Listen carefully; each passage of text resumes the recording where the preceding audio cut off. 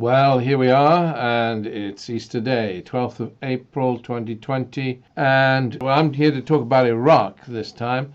Need a little word about Iraq because all is changing. Mustafa al-Kazemi is going to be the Prime Minister of Iraq. The head of intelligence becomes the Prime Minister. Adnan al-Zurfi has failed to form a government and has quit. He's perceived, or was perceived, as close to the USA. So now we have Mustafa al-Kazemi.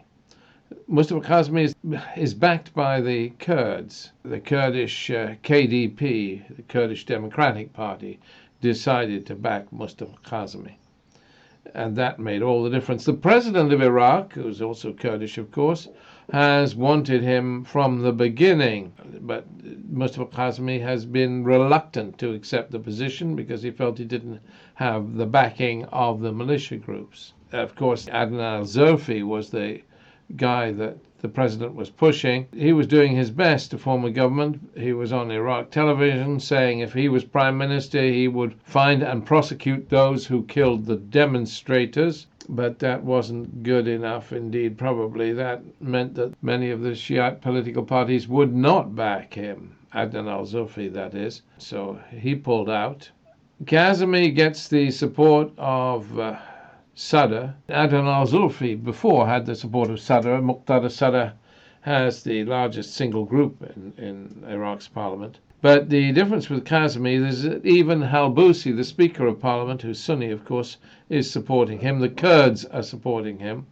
Even Hadi al-Amri, titular leader of all Iraq's Hashd al-Shabi militia, he's backing him. Qais al-Ghazali, more reluctant to do so. In fact, Qais al-Ghazali and his group are not really backing Mustafa al-Kazemi. But the Nouri al-Maliki supporters are with him. He's perceived as being close to Hyder al-Abadi. He's generally liked. This has been a parliament that has had no prime minister for some time. The president of Iraq backs this guy. And why is it likely that this guy will move forward? Well, coronavirus is one thing that'll speed things up. It'll make it much easier for this man to form a government than those that have come before him, because all Iraqis, even the most corrupt of the politicians, want a prime minister now so that there's some form of leadership that can deal with the coronavirus situation, because they're frightened by it.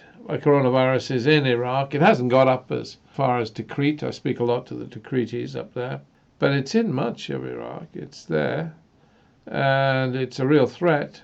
Interestingly, Ismail Kahmi, the leader of the Quds army after Qasem Soleimani's assassination, he came to Baghdad. They say he's accepting of Mustafa Kazemi. Iran will accept this guy. So we have an opportunity. We should never let a crisis go to waste. If Iraq needs the spur of coronavirus to actually choose a prime minister, it's about time it did so. Actually, Mustafa Kazemi has been the President Barham Salih's choice from the beginning as the next prime minister, but he's been reluctant. The Hashd al-Shabi were reluctant to accept him. They perhaps thought he might be too strong for them, and they like to play the game. Barham Salih played his own role in bringing Iran and Mustafa Kazemi together. So, well, the constitutional period he now has is a month to form a government, but he'll do it in less than 2 weeks. Indeed, he's set himself a target of 10 days. Since and we're 2 days into that now. Will he satisfy the demands of the demonstrators? Well, he will do his best to, I imagine. He won't want to sail a difficult ship, but he'll want to do his best. So it's encouraging for the first time in a long time. He appeared on television and he said he wants the support of everyone and thanked everyone that had given him their support. Many perceive him as a man from the shadows. He's a mystery to most. None of them really know him. he was a journalist before he became head of intelligence under al-Abadi. Will he make a successful new government? Yes, he will. Will he satisfy the demonstrators? He says he will. He says he will give them their rights. So we can but hope.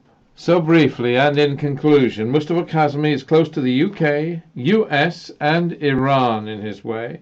He was chosen because al-Zurfi was not acceptable to the Shiite militia, and the nomination of Mustafa came after an IRGC visit of the new head of the IRGC, the Revolutionary Guard in Iran, came to visit Baghdad. Then the Shiite factions agreed, and al-Zurfi withdrew his candidacy for Prime Minister, and Mustafa Kazemi was put forward. He's liberal technocrat, close to Masoud Barzani, and has good relations with all the factions. So will the Shiite factions who nominated him make his way easy and speedy, or will they demand their say in the choice of names of ministers? That is the big question. He has no political party to support him, no political party of his own, that is. He has no political group in parliament. He's dependent on the Shiite factions, and indeed the Sunni and the Kurds, to honor their word and support him. He is not corrupt. He is very honest. And in the past, of course, the various factions have demanded their own candidates for ministers and have hamstrung the various people that have been put forward as potential prime ministers. All the political parties in Iraq are so corrupt that they insist on their own people for their own group. You could regard that as fair enough, perhaps. It depends on your perspective. If he cannot do it, there will be chaos.